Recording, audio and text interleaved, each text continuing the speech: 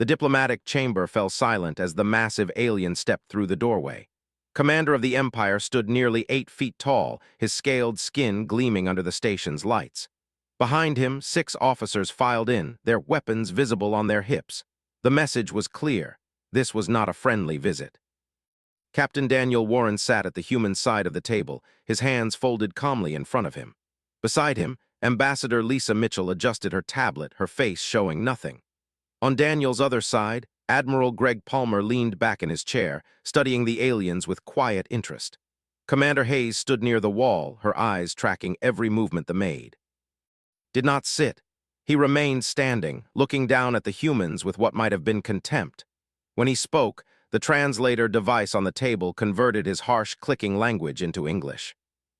Humans of Earth, I am High Commander of the Imperial Fleet. I speak with the authority of Emperor on himself. You will listen. Lisa Mitchell smiled politely. We're listening, Commander. Please continue. His eyes narrowed. He tapped a device on his wrist and a hologram appeared above the table. It showed a planet burning. Cities collapsed under orbital bombardment. Ships exploded in silent flashes.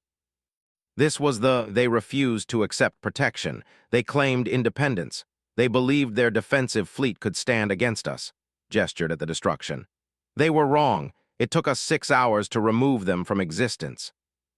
The hologram changed. Another planet appeared, this one intact but clearly occupied. Ships filled the sky. Ground troops patrolled the streets. This is the colony cluster. They were wiser than they accepted our terms. They surrendered their military. They pay tribute to the Empire. In return, we allow them to live. Daniel Warren watched the hologram without expression. He had seen these recordings before. Hayes had acquired them 3 weeks ago through intelligence channels. Every image, every threat had been anticipated. Turned off the hologram, he leaned forward, his clawed hands pressing against the table. Humanity has been part of the galactic community for 15 of your years. In that time, you have claimed 17 colony worlds. You have expanded faster than any new species in recorded history. The Empire views your expansion as aggressive and destabilizing. Destabilizing, Lisa Mitchell repeated, her tone mild. Interesting word choice. Therefore, continued, ignoring her, Emperor On has issued the following decree. Humanity will surrender control of all colony worlds beyond your home system. You will reduce your military fleet by 70%. You will accept advisors in your government. You will pay annual tribute to the Empire. He paused. You have 48 hours to accept these terms. The silence that followed was absolute. The officers watched the humans, waiting for panic, for anger, for desperate negotiation. They saw none of it. Admiral Greg Palmer scratched his chin thoughtfully. And if we refuse? His expression might have been a smile.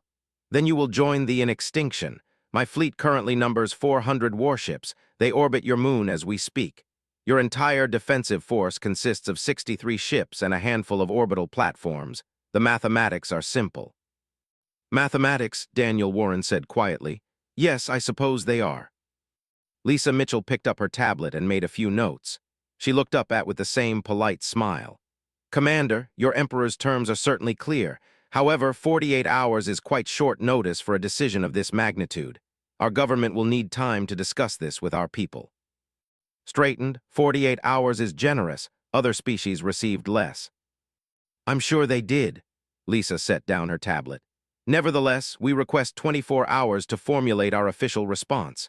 Surely the Emperor can grant us that much time to consider such important terms. For a moment seemed ready to refuse, then he nodded slowly. 24 hours, not 1 minute more. When that time expires, you will deliver your acceptance to my flagship. Failure to do so will be considered a declaration of war.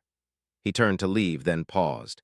Do not mistake mercy for weakness, humans. The Empire has conquered 3,000 worlds. Your small planet will not be difficult to add to that number. They filed out of the chamber. The door sealed behind them with a soft hiss. For several seconds, no one moved. Then Daniel Warren let out a long breath. Well, he's certainly confident. Admiral Palmer snorted. 400 ships, he thinks that's impressive. It is impressive, Hayes said from her position by the wall, for someone who doesn't know what's waiting in the outer system. Lisa Mitchell stood and walked to the window. Earth rotated slowly below them, blue and green and beautiful. Beyond it, visible as bright points of light, the fleet maintained their orbital positions. They looked overwhelming. They looked unstoppable. "Did you send the message?" Lisa asked without turning around. "Sent it the moment they entered the system," confirmed. "Fleet Master acknowledged receipt. He says the timing is perfect." "How long until they're in position?" Daniel asked. 18 hours, said. "They're moving through the belt now. They haven't detected them." Admiral Palmer pulled up a display on his tablet. It showed the fleet's positions, their scanning patterns, their blind spots. Everything had been calculated weeks ago. Everything was proceeding exactly as planned. "Has no idea," Palmer said, shaking his head. "He thinks we're alone. He thinks we're weak." "Let him think it," Lisa said. She finally turned from the window, and Daniel saw the slight smile on her face. "Overconfidence has destroyed more empires than any weapon. They are about to learn that lesson." Daniel stood and joined her at the window.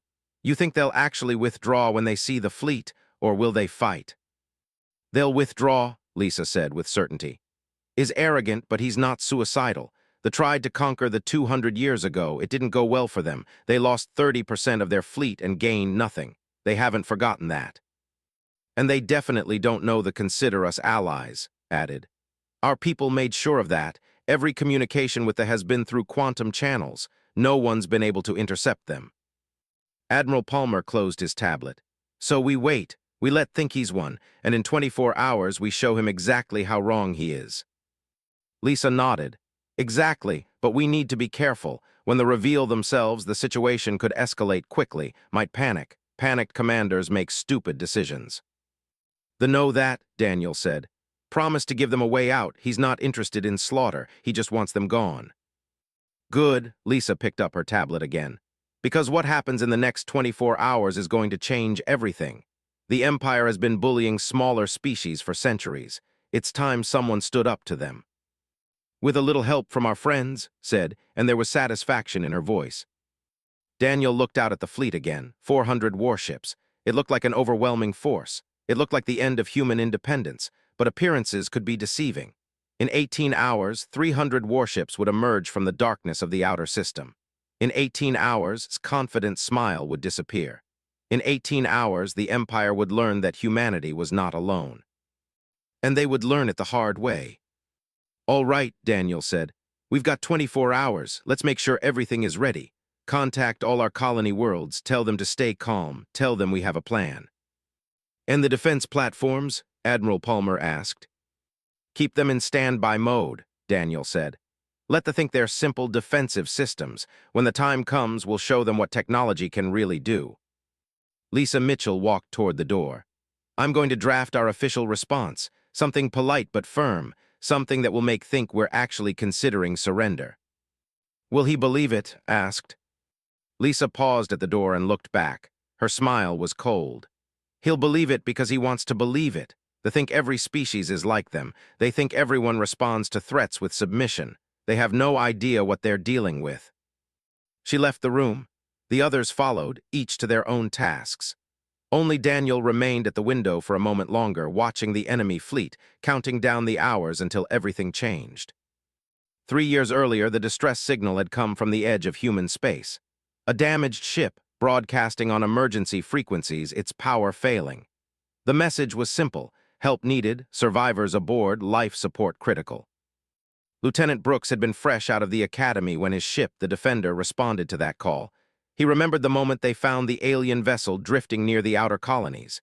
It was massive, easily twice the size of their largest cruiser, but it was broken. Hull breaches leaked atmosphere into space.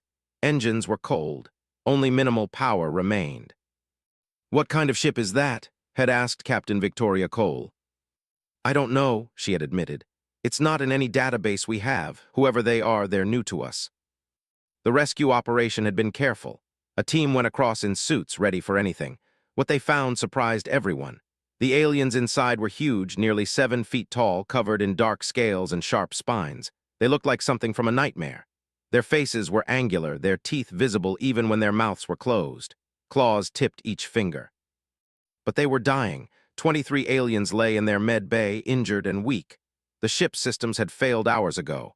Without help, none of them would survive the night. Had been part of that rescue team. He remembered Dr. Pierce pushing past him, medical scanner in hand, fear nowhere on her face.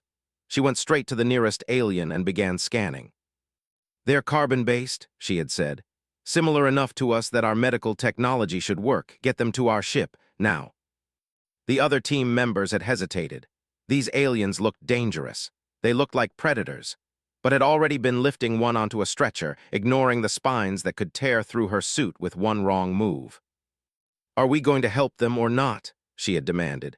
"Because they're dying, and I didn't become a doctor to watch people die when I can save them." That had been the moment everything changed. The team worked through the night, bringing all 23 aliens to the Defender's medical bay, and her staff treated them without pause, without fear, without hesitation. By morning, 19 had survived. 4 were too far gone. When the aliens woke, they found themselves surrounded by humans. Small, fragile-looking humans who had risked their own safety to save strangers. The lead alien, whose name translated roughly to, had stared at for a long time. "You saved us," he had said through the translator. "Why?" Had looked confused by the question. "Because you needed help, why else?" Had made a sound like grinding stones. Later learned it was laughter. Most species in this galaxy see and run. They see warriors, they see killers, they see death. "I see patients," had said simply, "and patients need doctors." Now, 3 years later, sat in a briefing room deep beneath Geneva. Director stood at the front, displaying images on the screen. Images of that first contact. Images of what followed. "The collective," said, "has been watching humanity since we reached space. They were curious about us. Most species expand through conquest. We expanded through exploration. Most species fight wars for territory. We fight wars to protect what's ours. The found that interesting." Looked at the images. The looked terrifying. But he remembered's gentle touch when handling human equipment. Remembered the careful way warriors moved around smaller humans, making sure never to accidentally hurt anyone. "When Dr. Pierce and her team saved those lives," continued, "it confirmed something they had suspected. Humanity valued life, not just human life, all life. That's rare in the galaxy." Admiral Greg Palmer stood near the window. "They have been at war with the Empire for 3 centuries, on and off. Border skirmishes, mostly. They tried a full invasion 200 years ago, lost 40,000 ships and gained nothing. Since then, they've left the alone." "But they haven't forgotten," said. "The Empire is expansionist, aggressive, and brutal. They conquer through fear. They have been looking for allies, species who might stand against aggression." The screen changed. It showed a meeting between human and representatives. Recognized Ambassador Lisa Mitchell, younger but already confident. Across from her sat, fully healed from his injuries. "6 months after the rescue," explained, "returned. He brought an offer. The collective wanted to establish an alliance with humanity. They offered defensive technology, advanced warning systems, and military support if we were ever threatened. In return, they asked for medical technology, agricultural advances, and our friendship." "Our friendship," repeated quietly. "Yes," said. "They don't use that word lightly. To them, friendship is sacred. It's not a political convenience. It's a bond. When call someone friend, they will die to protect them, and they expect the same loyalty in return." Admiral Palmer pulled up another image. "The alliance has been completely secret. Every communication uses quantum encryption. Every meeting happens in deep space, away from normal shipping lanes. No one knows. Not any other species. As far as the galaxy is concerned, humans and barely know each other." Was starting to understand. So when they came to threaten us, they had no idea they were also threatening our closest allies. Finished. "They have been positioning their fleet near Earth for 2 months. 300 warships. They're in the belt right now, waiting." "Why keep it secret?" asked. "Why not announce the alliance? That alone would make species think twice about attacking us." Smiled, because announced alliances become targets for diplomacy. Other species would try to break the alliance. They'd offer the better deals. They'd try to drive wedges between us. But a secret alliance? One that only reveals itself when needed. That's much more powerful. The screen showed data now. Agricultural yields on worlds improved by human techniques. Human medical advances that cured diseases. Defensive technology integrated into human ships and stations. "Over 3 years," Admiral Palmer said, "we've been helping each other, not because we had to, not because of treaties or obligations, but because friends help friends. They taught us defensive systems that have made our colonies nearly impregnable. We taught them farming methods that ended food shortages on their outer worlds. They shared military tactics. We shared medical knowledge that saved millions of lives. Cancer said, they suffer from a form of cancer that was killing them by the millions. Dr. Pierce and her team developed a cure. They shared it freely. No cost, no conditions, just, here, we hope this helps. Thought about that? A cure for cancer given away for nothing but friendship. They had never encountered that before, continued. Most species would have demanded payment, territory, resources, something. Humans just gave it away because it was the right thing to do. After that, there was nothing that wouldn't do for us. The screen changed again. It showed the fleet entering Earth's solar system, time-stamped from 2 days ago. When they arrived, Admiral Palmer said, Commander Hayes sent a single message to, just 2 words, they're here, that's all it took.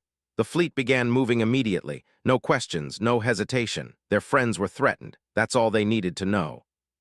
Looked at the display showing both fleets. The in their confident orbit around Earth's moon. The sliding silently through the outer system, invisible to sensors. In a few hours, those 2 forces would meet. They think they're dealing with a young, weak species, said. They have no idea. They don't know about the alliance. They don't know about the technology we've integrated. They don't know that their ancient enemy considers us honored friends. What happens when they find out? Asked. Smile was cold. They'll have a choice. Withdraw peacefully or face the combined might of the human and fleets. Given their history with I suspect they'll choose withdrawal.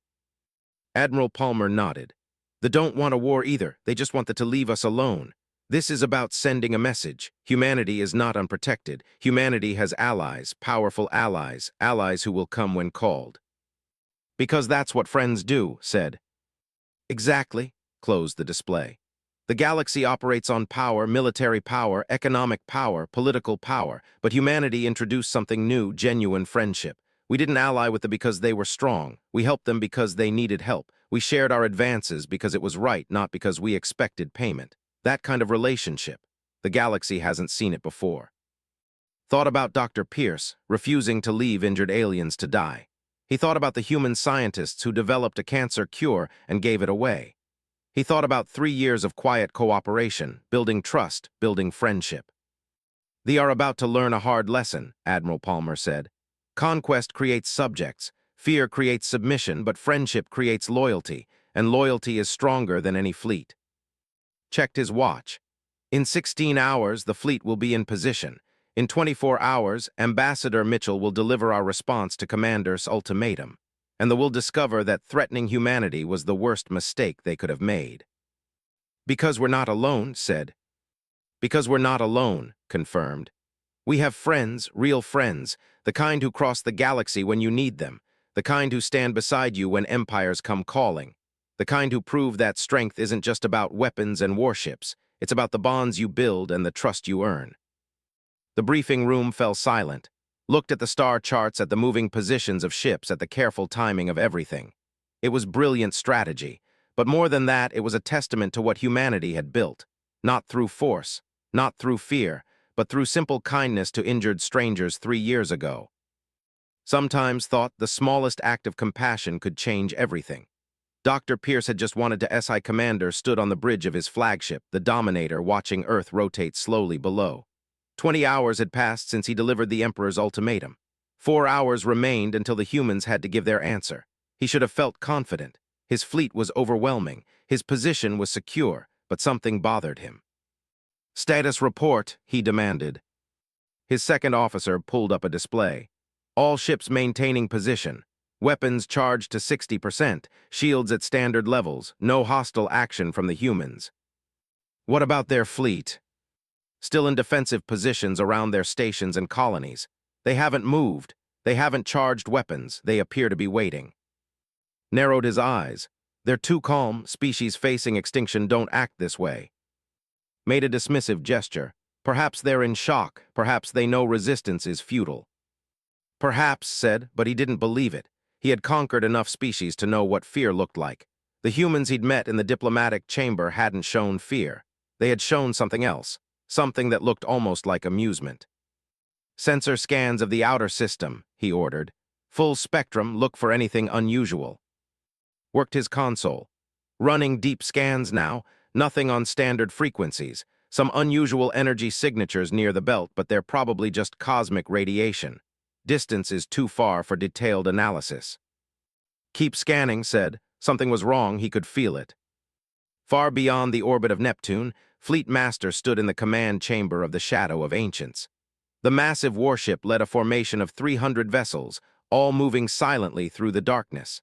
Stealth technology, perfected over, kept them invisible to the sensors. "Position report," said, his deep voice filling the chamber. "We're approaching the designated coordinates," his navigation officer replied. "Estimated arrival in 8 hours. They still haven't detected us." Good, studied the tactical display. The fleet orbited Earth's moon in a standard intimidation formation designed to look overwhelming from the planet below. It was a formation meant for show, not for battle. They weren't expecting resistance. A communication signal came through on the quantum channel. Captain Daniel Warren's face appeared on the display. "Fleet Master," Daniel said. "Status update. They are growing suspicious. Has ordered deep scans of the outer system." "Have they detected us?" asked calmly. "No, your stealth systems are holding, but they're picking up some energy signatures. Nothing they can identify, but it's making them nervous." Made the grinding sound that was laughter.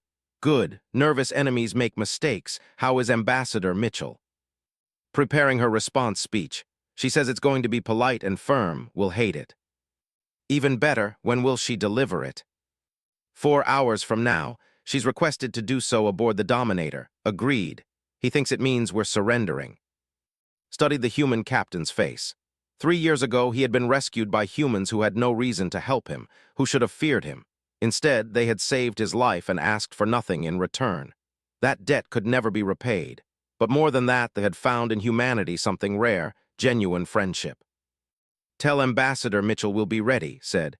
"When she gives the signal, we drop stealth, though we'll have nowhere to run." "They might fight," Daniel warned. "Let them try. They attempted to invade our 2 centuries ago. They remember what happened. When they see our fleet, they'll remember." The communication ended, turned to his weapons officer. "Begin charging all systems. I want full battle readiness in 6 hours." "The humans asked us not to fire unless fired upon," the weapons officer reminded him. "I remember, but I want them to see active weapons. I want them to understand what they're facing. Sometimes the best way to prevent a war is to show you're ready to fight one." On Earth, Commander Hayes sat in her office, monitoring communications from across the solar system. Every defense platform, every ship, every station was ready. They didn't know it, but humanity's defensive grid had been upgraded with technology. What looked like simple missile platforms were actually advanced weapon systems. What appeared to be standard sensor arrays were quantum scanners. What seemed like weak shields were layered defensive fields. Her console beeped, a message from the outer colonies. All personnel were in shelters. Civilian ships had been moved to safe zones. If they decided to attack, human casualties would be minimal. A knock on her door. Lieutenant Brooks entered. "Commander, Admiral Palmer wants to know if we're ready for the reveal." Nodded. "All systems are green. When Ambassador Mitchell gives the word, we'll activate the full defense grid. Then we'll see what we've really got." Hesitated. "Do you think they'll fight, even when they see the fleet?" "No," said with certainty. "Is arrogant, but he's not stupid. They lost 50,000 ships trying to take They learned that lesson. They won't want to repeat it." "But what if we're wrong?" Looked at the young lieutenant. "Then we fight, and we win, because we're not alone. We have the strongest ally in the galaxy standing with us. The thought they could bully an isolated species. They're about to learn that humanity is not isolated." 3 hours passed. Ambassador Lisa Mitchell prepared for her final meeting with. She wore a simple blue suit, professional and calm. Captain Daniel Warren and Admiral Greg Palmer would accompany her to the Dominator. It was standard diplomatic protocol, but it also meant humanity's military leadership would be aboard the flagship when everything happened. "Are you sure about this?" Daniel asked as they prepared to board the shuttle. "We'll be on their ship when they reveal themselves. Might panic, might take hostages." Lisa smiled. "He won't. The value strength. Taking hostages would be an admission of weakness. Besides, we'll have guns pointed at every ship in the system. Knows better than to make things worse." The shuttle departed Earth Station, crossed the distance to the flagship. The Dominator was huge, bristling with weapons, a ship designed to inspire fear. Lisa walked through its corridors without a trace of nervousness. Daniel and Greg followed, equally calm. They entered the command bridge. Waited, surrounded by his officers. He looked irritated. "You're late," he said. "By 3 minutes," Lisa replied pleasantly. "My apologies. We're ready to deliver Earth's official response to your Emperor's terms." Gestured impatiently, "Speak." Lisa pulled out a small data pad. "The people of Earth have considered the Empire's demands carefully. We understand the Emperor's concerns about our expansion. However, after thorough discussion, we must respectfully decline your terms." The bridge fell silent, stared at her. "Decline." "Yes, we will not surrender our colonies. We will not reduce our military. We will not accept foreign advisors in our government. And we will not pay tribute to any empire." His expression darkened. "You understand what this means? This is a declaration of war." "No," Lisa said calmly. "This is a statement of independence. We're not declaring war. We're simply declining your offer of subjugation." "You're refusing the Emperor?" His voice rose. "You're a young species. You have 60 ships. I have 400. Do you understand mathematics?" "We understand mathematics perfectly," Admiral Palmer said. "That's why we're confident in our position." Slammed his fist on a console. "You're fools. Your planet will burn. Your colonies will fall. Your species will be a footnote in galactic history." "I don't think so," Lisa said. Turned to his communications officer. "Activate the galaxy-wide broadcast. I want every species to see what happens to those who defy the Empire. I want them to watch Earth burn." The officer hesitated. "Commander, we're detecting something. Sensors are showing massive energy signatures throughout the outer system." "What kind of signatures?" demanded. "I don't know, they just appeared, hundreds of them, there." The officer's face went pale. "Commander, ships are multiple ships coming from the belt." Rushed to the display. What he saw made him freeze. On the tactical screen, 300 contacts appeared, 300 ships emerging from stealth, forming a perfect encirclement of the fleet. "What are those?" whispered. His tactical officer zoomed in on the nearest ship. The image appeared on screen. Dark hull, angular design, weapons ports glowing with ready energy, and on the hull, visible even at this distance, the symbol of the collective. "No, Breath, that's impossible." "I believe," Lisa said quietly, "you recognize those ships." Spun to face her. Why are they here?" "They're here," Captain Daniel Warren said, "because we asked them to be. They're our allies, our friends, and they take friendship very seriously." A communication signal cut through the Dominator's systems. The quantum transmission bypassed all security. The face that appeared on every screen throughout the ship was Fleet Master. "Commander of the Empire," said, his voice deep and cold. "You have threatened humanity. Humanity is under the protection of the collective. Any attack on Earth is an attack on us. Any harm to their colonies is harm to our allies. You now have a choice. Withdraw your fleet and leave this system, or face the consequences." Stared at the screen, his earlier confidence completely gone. Allied with humans? That's impossible. You ally with no one." "We allied with no one," corrected, "until we met a species worth allying with. Humans saved lives when they had no reason to. They shared medical advances that saved millions more. They treated us with honor and respect. They earned our friendship, and now they have our loyalty." The command bridge of the Dominator was completely silent. Every officer stared at their screens, watching 300 warships hold position around their fleet. High Commander stood frozen, his scaled face showing something humans had never seen before: genuine fear. Fleet Master's image remained on every display. The ancient warrior looked at with cold eyes. When he spoke again, his voice carried across every ship in the system. 200 years ago," said, "the Empire attempted to invade you sent your fleet through space.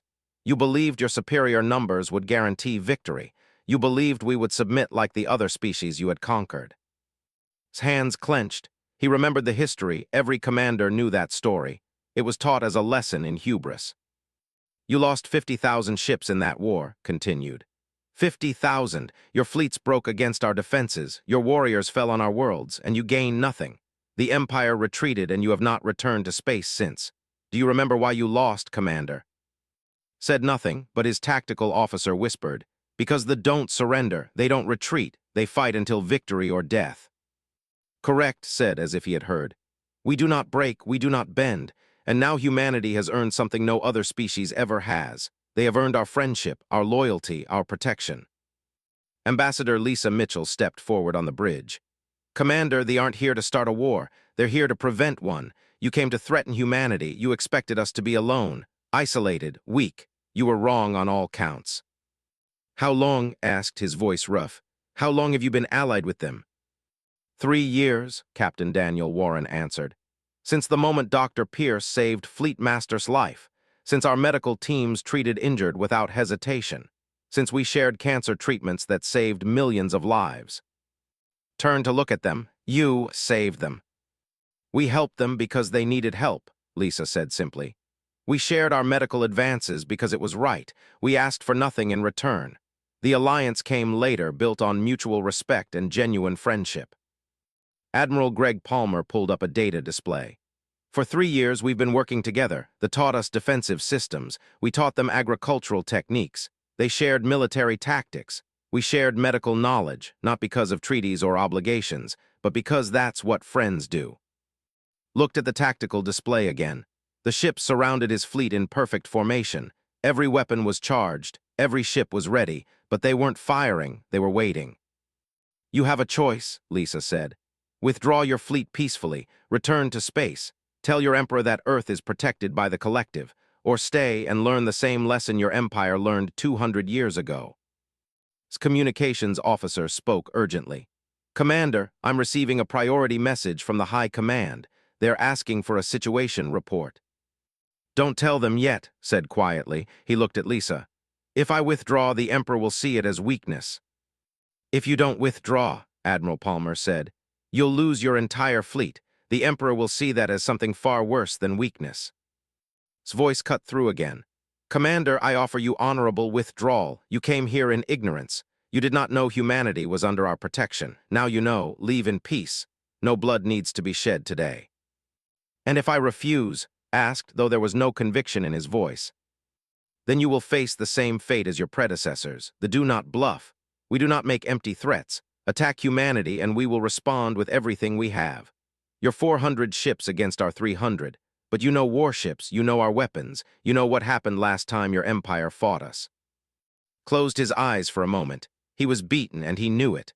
Opening a new front against the would-be suicide, the empire couldn't afford another war with them, not after what happened before. There's something else you should know, Lisa said. She gestured to Captain Warren, who pulled up another display. It showed Earth's defense platforms, the ones they had dismissed as simple defensive systems. What are those? Tactical officer asked. Defensive technology, Daniel explained. Integrated into our stations and platforms. What you saw as weak defensive grids are actually layered shield systems. What you thought were simple missile platforms are quantum cannon arrays. Every station, every platform, every ship in our fleet has been upgraded with technology. The tactical officer ran calculations and his face went pale. Commander, if those specifications are accurate, Earth's defenses are more powerful than we thought. 5 times more powerful, Admiral Palmer said.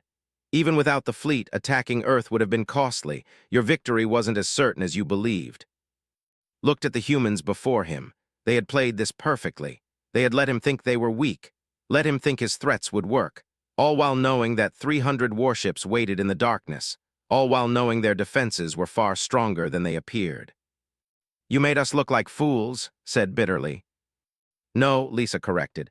You made assumptions. You assumed humanity was alone. You assumed we were weak.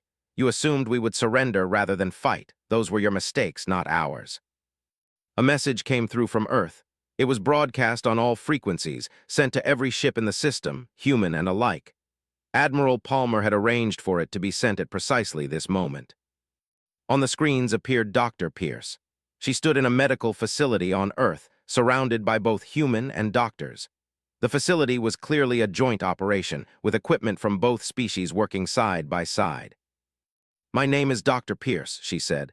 3 years ago, I had the privilege of meeting them for the first time. They were injured, dying, and far from home. My team and I did what doctors do. We saved lives. We asked for nothing in return, but they gave us something anyway. They gave us their friendship. The image changed to show and human children playing together in a colony on Mars. Adults worked alongside human farmers in agricultural centers, and human engineers collaborated on construction projects. This is what real alliance looks like, Dr. Pierce continued. Not conquest, not submission, but cooperation, mutual respect, genuine friendship. The Empire doesn't understand this. They build their power on fear, but fear creates enemies. Friendship creates family. The image changed again, showing the cancer treatment facilities where millions of had been cured, showing human children learning from teachers, showing and human athletes competing together in sports.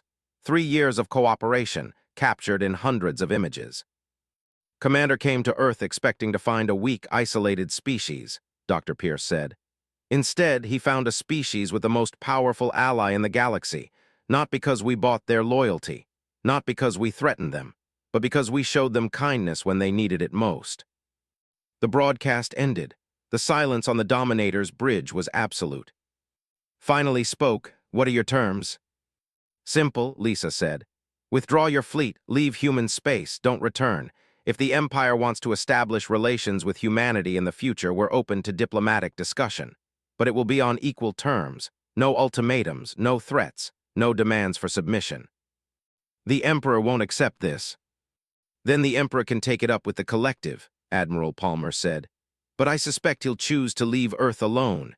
Your Empire can't afford another war with not after what happened last time." Looked at Fleet Master's image. "If I withdraw, will you let my fleet leave peacefully?" "You have my word," said. "Leave now and no weapon will fire. You came in ignorance, you leave in knowledge. This need not be a disaster. Consider it a lesson learned." Took a deep breath. He turned to his communications officer. "Send a message to all ships. We are withdrawing from Earth space. Power down weapons. Prepare for hyperspace jump." "Commander," the officer asked, confused. "Do it," ordered, "now." Throughout the fleet, ships began powering down their weapons. The threat had passed. The confrontation was over, not with a bang, but with the quiet acceptance of reality.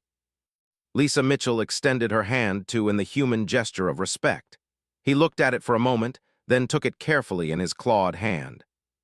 "Your species is more dangerous than I thought," he said quietly.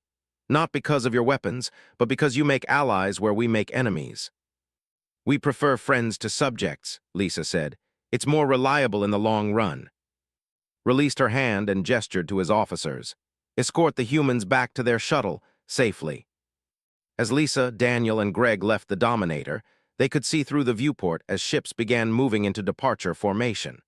The massive fleet that had seemed so threatening hours ago now looked diminished, defeated not by weapons, but by the simple fact of friendship. On the Shadow of Ancients, Fleet Master watched the fleet prepare to leave. His weapons officer approached. "Should we follow them? Make sure they actually leave the system." "No need," said. "They'll leave, and they'll spread the word throughout the galaxy. Humanity is not alone. Humanity has allies that won't risk this again." "The humans played this brilliantly," the weapons officer observed. Made his grinding laugh. "They learned from us. Strategy, patience, timing. But they taught 3 weeks after the fleet left Earth's solar system, Ambassador Lisa Mitchell stood before the Galactic Council. The massive chamber held representatives from 200 species, all watching her with varying degrees of curiosity, suspicion, and interest. Beside her stood Fleet Master, his imposing presence making several delegates shift nervously in their seats. The council chambers orbited a neutral star, far from any single species' territory. It was designed for exactly this kind of moment. Moments when the galactic order shifted. "Honored delegates," Lisa began, her voice carrying through the translation systems to every being present. "3 weeks ago, the Empire sent a fleet to Earth. They demanded we surrender our colonies, reduce our military, accept their advisors, and pay tribute. They threatened extinction if we refused." Murmurs rippled through the chamber. Everyone had heard rumors, but this was the first official confirmation. "We refused their terms," Lisa continued. "And the fleet, not because we defeated them in battle, not because we threatened them in return, but because they learned something important. Humanity is not alone." She gestured too. The massive warrior stepped forward, and several delegates actually moved back in their seats. They had a reputation. Everyone knew the stories. "The collective and humanity have been allies for 3 years," announced. This alliance was formed not through political negotiation or military necessity, but through genuine friendship. Humanity saved lives. They shared their medical advances. They asked for nothing in return. They earned our respect, our trust, and our loyalty. A delegate from the Confederacy stood. Counselor Hen was elderly, respected, and neutral in most conflicts. Fleet Master, they have never allied with any species in recorded history. Why humanity? Why now? His expression might have been a smile. Because humanity is different. Most species see and fear us. They see warriors. They see threats. Humans saw patients who needed help. Their first action upon meeting us was to save our lives, not because they expected reward, not because they feared consequences, but because it was the right thing to do. He activated a holographic display. It showed the moment 3 years ago when Dr. Pierce and her team rescued the injured. It showed human doctors working to save alien lives without hesitation. It showed the cancer treatment facilities where millions had been cured. It showed 3 years of cooperation, trust, and mutual respect. This is why we allied with humanity, said. Because they value life, all life, not just their own. That is rare in this galaxy. Another delegate stood. This one represented the Union, a species that had submitted to demands 5 years ago. Ambassador Mitchell, you risked war with the Empire. You could have negotiated. You could have compromised. Why take such a risk? Lisa looked at the delegate steadily. Because submission today leads to more demands tomorrow, the Empire doesn't seek cooperation. They seek conquest. They rule through fear, and fear is a terrible foundation for galactic peace. She pulled up another display. That's why we're proposing something new, the Cooperative Defense Alliance, an organization of species committed to mutual protection without domination. Any species can join, any species can leave. There are no demands for tribute, no requirements for submission. Just a simple promise: if one member is threatened, the others stand together. The chamber erupted in discussion. The concept was radical. Most galactic organizations were either conquest empires or loose economic partnerships. A true defensive alliance without conquest, without demands. It was almost unheard of. Director stepped forward. He had traveled from Earth to present the technical details. The CDA would operate on principles of genuine cooperation. Members share defensive technology according to their capabilities. They coordinate on security threats. They maintain independent governments and militaries, but they stand together against aggression. And who leads this alliance? Asked a delegate from the clans. Who holds power? No one holds power over others, Lisa said. Each member has equal voice. Decisions require majority consent. Military command remains with individual species. We're not building an empire, we're building a community. The representative, a junior diplomat who had replaced the disgraced, stood reluctantly. The Empire objects to this proposal. It destabilizes the current galactic order. The current order, said coldly, involves your empire threatening smaller species into submission. If that stability requires species to live in fear, then it's time for a new order. Counselor Hen raised his hand for silence. I would like to understand something. Humanity is a young species, barely 15 years in space, yet you've accomplished what centuries of diplomacy couldn't. You've allied with you've faced down the Empire, you've proposed a new model for galactic cooperation. How? Lisa smiled. We listened, we helped, we treated others with respect. It's not complicated, it's just basic decency. Basic decency, Hen repeated. Such a simple concept, yet so rarely practiced. He looked around the chamber. I move that we vote on preliminary recognition of the Cooperative Defense Alliance. Species wishing to join can do so. Those who don't may observe. Let us see if Ambassador Mitchell's vision can become reality. The vote took an hour. When it finished, 12 species had committed to joining the CDA immediately. 30 more requested observer status. Even some species under influence expressed quiet interest. The representative stormed out. The message was clear. The Empire was not pleased. Back on Earth, Captain Daniel Warren watched the news coverage with Lieutenant Brooks. The council vote was headline news across human space. People celebrated in the streets, not because they had won a war, but because they had found allies, real allies. It's remarkable, said. 3 years ago we met by accident. Now we're changing galactic politics. Not by accident, Daniel corrected. Dr. Pierce chose to save those lives. She could have been cautious, could have been afraid. Instead, she did what doctors do. and that choice changed everything. On Mars, in the joint human medical facility, Dr. Pierce worked alongside her colleagues. A young journalist had come to interview her about the Alliance, about the Council vote, about humanity's new role in the galaxy. Dr. Pierce, people are calling you the architect of the Human Alliance. Does that feel accurate? Laughed, I didn't architect anything, I just treated patients. They were injured, we helped, that's all. But you risked your safety, they looked dangerous, you had no idea how they'd react. They looked like people who needed help, said firmly. That's all I saw, that's all that mattered. The journalist pressed further. Your actions led to the most important alliance in human history. Did you know that would happen? No, admitted. I just knew that leaving people to die was wrong. I'm a doctor. I save lives. Species doesn't matter. Politics doesn't matter. What matters is that someone needs help and I can provide it. The journalist left and returned to her work. In the treatment room, a young child recovered from surgery. Human techniques, biology, combined knowledge saving lives. This was what the alliance meant. Not grand political statements or military power, just people helping people. On the Shadow of Ancients, Fleet Master met with his senior officers. They discussed the council vote, the new alliance members, the implications for the future. They are angry, one officer noted. They may try to undermine the CDA, they may try to break our alliance with humanity. Let them try, said.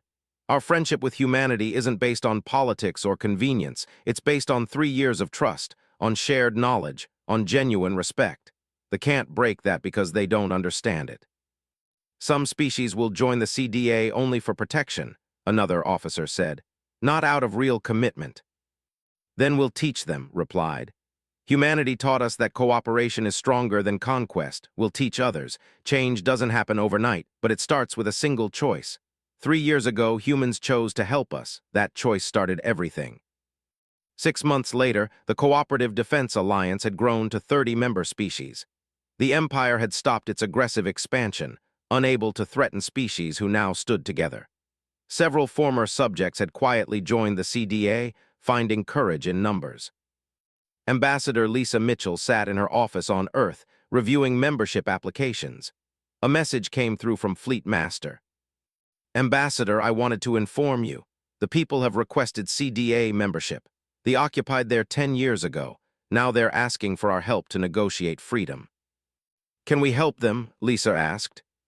With 30 species behind us? Yes, they won't fight for one occupied world when it means confronting the entire alliance. They will be free. Lisa smiled. One species at a time, one act of courage at a time. That's how we build something better. That's how you built it, corrected. Humanity showed the galaxy a different path. Others are choosing to follow. That's the legacy of your choice 3 years ago. The communication ended. Lisa looked out her window at Earth below, blue and green and beautiful. Humanity had reached for the stars, hopping to find wonders. They had found wonders indeed. But the greatest discovery wasn't new worlds or alien technology. It was something simpler and more profound. They had discovered that friendship could cross the vastness of space. That kindness could build stronger bonds than any treaty. That treating others with dignity and respect could change the galaxy itself. The Empire had come expecting to find weakness. They had found strength instead, but not the kind of strength they understood, not military might or technological superiority, the strength of genuine alliance, the strength of loyalty earned through kindness, the strength of species standing together because they chose to, not because they were forced to. Captain Daniel Warren joined Lisa at the window.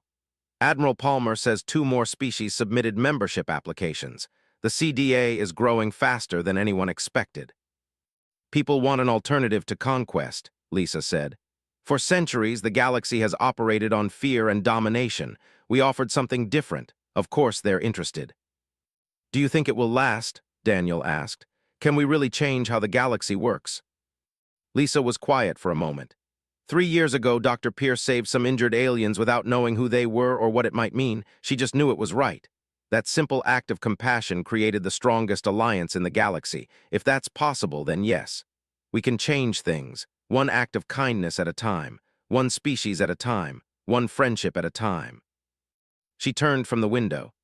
The Empire built their power on fear. It made them strong for a while, but fear creates enemies, and enemies, given the choice, will always rebel.